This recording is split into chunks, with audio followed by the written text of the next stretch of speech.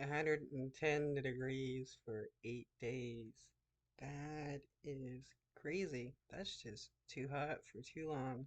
Tom, it's Arizona in July, so you can expect it's going to be hot. You can even expect it's going to be above 100 degrees during the summer. But what is unusual is the long stretch of high temperatures they've had for the last several days, and that is expected to continue. We picked up this infrared thermometer to get a sense of what the surface temperature is like.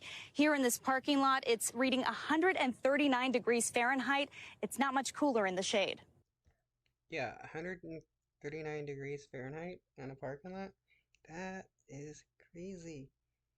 How like, I mean, the moment like you touch it with your bare flesh, you're gonna have like first and second degree burns. I mean, you can basically, cook some steak and eggs with that kind of temperature. In Arizona, where 110 degrees is the new normal, a heat emergency turning to a matter of life and death. Newly released video shows this chopper rescue in the mountains of Arivaca. Tucson Border Patrol responding to emergency calls from stranded hikers. Yeah, we're gonna help you, bud. One person falling in and out of consciousness, while the other suffered from extreme heat stress. Why are people hiking in 110-degree weather?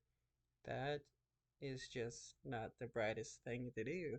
Paramedics airlifting the pair and evacuating them to a nearby hospital where they are now recovering.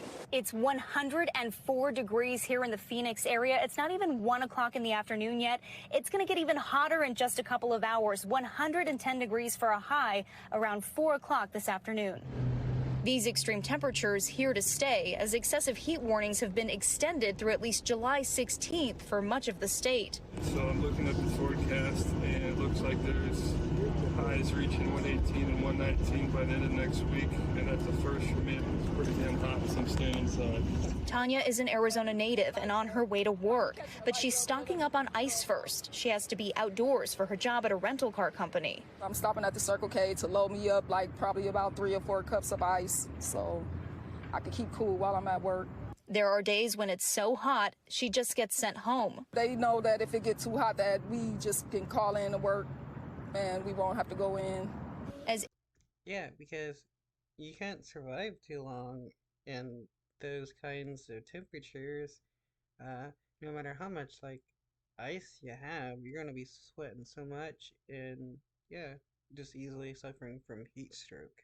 AC units work overtime to keep up with the demand. One local company says they're getting up to 250 calls a day asking for repairs or new units, some suffering through triple digits with no relief in sight. Last night we were at like 102 degrees indoors. Phoenix hitting at least 110 degrees for the last 8 days in a row, and experts expect that trend to continue into next week. The record is an 18-day stretch set nearly 50 years ago. That gives us very high confidence that this streak of very excessively hot temperatures continues right through the next 7 to 10 days. This heat turning fatal with 13 heat-related deaths in the U.S. since mid-June, and experts fear this number is likely to rise. Heat is the #1 weather-related killer by far, not only in Arizona, but also across the entire United States.